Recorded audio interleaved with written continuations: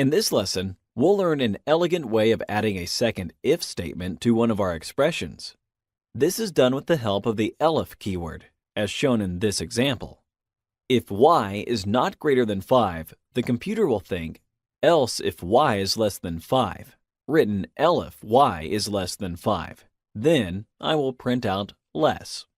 And the else statement follows as a tail with the respective block that says return equal. Let's confirm we wrote the code correctly. We can print out the compare to 5 function with a value of y equal to 10 in the following way. Then, we'll expect to see a statement that says greater because 10 is greater than 5. Correct? Okay, perfect. What if we carry out this operation for the number 2? The machine tells us that 2 is less than 5, and that's what we expected.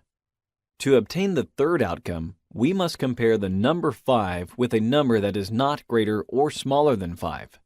This will happen only if the argument of the function is 5, right? Shall we try this one? Great! We obtained equal as expected. Know that you can add as many ELIF statements as you need. Let's provide an example. If y is less than 0, the string negative should be displayed. I will place the block between the if and the other ELIF statement.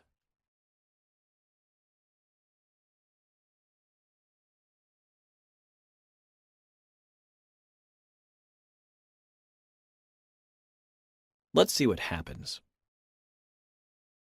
The function with an argument of -3 shows negative, just as it should.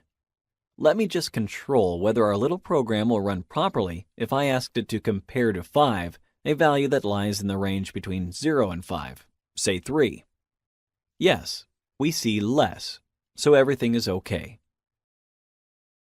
A very important detail you should try to remember is the computer always reads your commands from top to bottom. Regardless of the speed at which it works, it executes only one command at a time. Scientifically speaking, the instructions we give to the machine are part of a control flow. This is something like the flow of the logical thought of the computer, the way the computer thinks, step by step, executing the steps in a rigid order.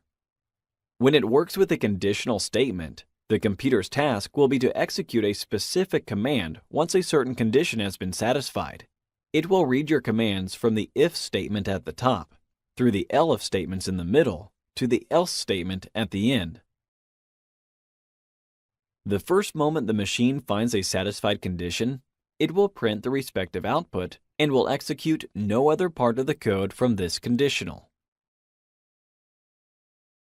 In our example, if the first statement is correct, we will see the corresponding output number 1, which is printing the string greater. The computer will disregard the ELIF and the else statements and will proceed with the rest of the code. If the first statement is not correct, we will move forward, and the computer will check whether our second statement is true. If yes, we will see output number 2, which is printing the string negative.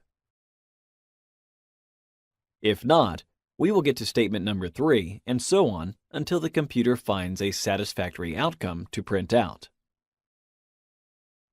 Now, I will switch the order of the two ELIF statements to prove that the order of instructions matters. Okay?